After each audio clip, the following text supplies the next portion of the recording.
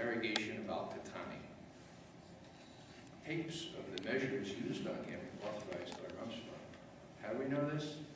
That wonderful group, Center for Constitutional Rights, got them to admit that the, quote, first special interrogation plan, quote, isn't that special? The first special interrogation plan, personally overseen by former Secretary of Defense Rumsfeld, was videotaped, and they had the tapes. So what's going to happen? Well, nothing's going to happen unless we do something about it. But the evidence is out there. This was a regime of systematic torture techniques approved by Rumsfeld for use against Al-Qahtani.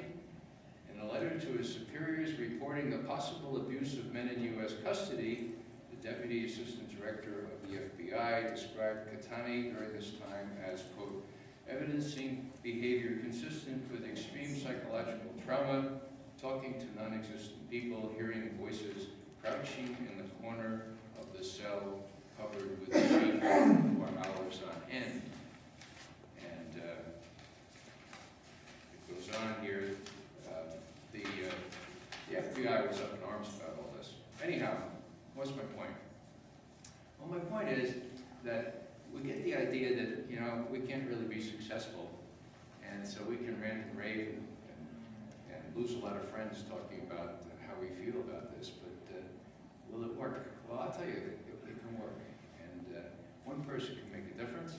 Ann Wright, who is holding forth in the other room, and who would be a real treat for you to hear this afternoon when she gives her workshop again, when she heard that William J. Haynes III had been nominated to be a federal appeals court judge, lifetime nomination, just like his predecessor, J. Bybee, out of California, 9th Circuit. When she heard that, that was too much. So she was demonstrating, with a waterboarding demonstration in Washington, and she went right near where they were holding the Judiciary Committee meeting, and so she didn't even take off her orange jumpsuit, and she went to the Judiciary Committee, and there were two young people, like older high school kids, who also had their orange jumpsuits on. And she said, oh, come on with me, we're going to go in here and we're going to talk to the people who want to approve, as a judge, this guy is responsible for all of this. And I said, well, really? We're going to get arrested? No, you can go, you won't get arrested. If you feel you're going to get arrested, if you get just leave anytime. So the three of them walk in. Bybee, not Bybee, but Haynes is making his presentation about all the wonderful things he did for the Army and the Defense Department as the chief civilian attorney.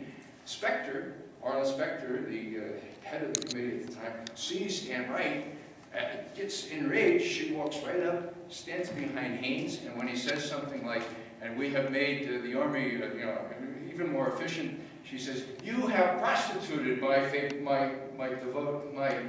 Army. I spent 29 years of it. I'm a retired colonel. You have demeaned my Army. You have insulted it, and you have dragged it into the dirt. This man does not deserve to be a federal judge. Well, Specter is banging on the gavel and all this stuff. And the police come up, and they escort Ann out. Well, that was the end of the hearing, folks. Did he get approved? No, he didn't. This guy went down, okay? And where were the young kids? Well, as soon as Ann went right up behind Haynes, they went back and doffed their orange things and got out of there. That's fine. But what a civics lesson they got, huh? So, Felipe Sands, who is the author of books on torture, cites this as an example where, if you have the courage to step out and do the right thing at the right time, you can prevent something really serious from happening. No one prevented J. Bybee. They're trying to impeach him now out there in the 9th Circuit. But this was prevented. So never think that even just one person, it's always better to have three. And, inviting, it was a gutsy thing to do, to invite two young people to do that with you. Ann knew full well that they should be free to leave when they wanted to, but she wanted to give them a history lesson, a civics lesson, and she did. And in the process, prevented this guy from becoming think when we go back to Martin Luther King Jr.'s words there, that we can have a victory, we can have freedom, and I feel freedom here. I mean, I just wish that you could each be up here and look at it, this little group of committed people who care about our country and want to ensure that their children and grandchildren don't grow up with the kind of thing that we've been exposed for the last 8 years. You know, not only for us do we have some freedom and some cause, worthy cause for which to fight, but I think little by little we'll be able to persuade not only the Senate Judiciary Committee, but many of our fellow Americans that this really is not worthy of our country, that what we've done is something that A, needs to be repented for, and B, most important, people need to be held accountable for what they did. And I have a reasonable prospect, reasonable hope now, I think it's reasonable, that by and by they will be held accountable, but only if we create the kind of pressure under Obama and under the others to make this happen. And one way to do that is to do something with respect to our friend Rumsfeld there, because he's a war criminal. And the people in Europe and all over the world are wondering why the people in New Mexico will let this guy come back to his vacation every now and then.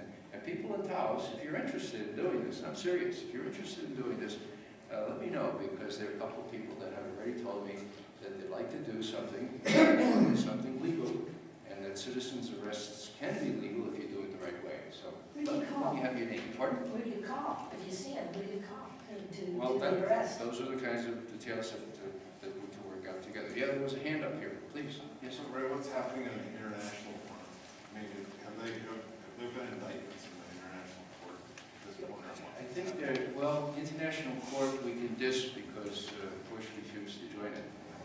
You may recall that Clinton had just about joined it, but as soon as Bush came in. But there are laws in the European community against war crimes, and the Spanish, so ironically, since the Spanish Inquisition sort of originated all this stuff, the Spanish have actually issued the equivalent of indictments, although I don't think they're actually called that. Yes, please. You mentioned Colin Powell and the press, and there were all these generals who retired and then told their story. But why do you think nobody did speak out? I mean, that's really the question. Why have all these people, you know, waited and written a book, and at the time would not speak out? That is the most troublesome question. There's a long answer to it, but suffice it to say, cowardice, careerism,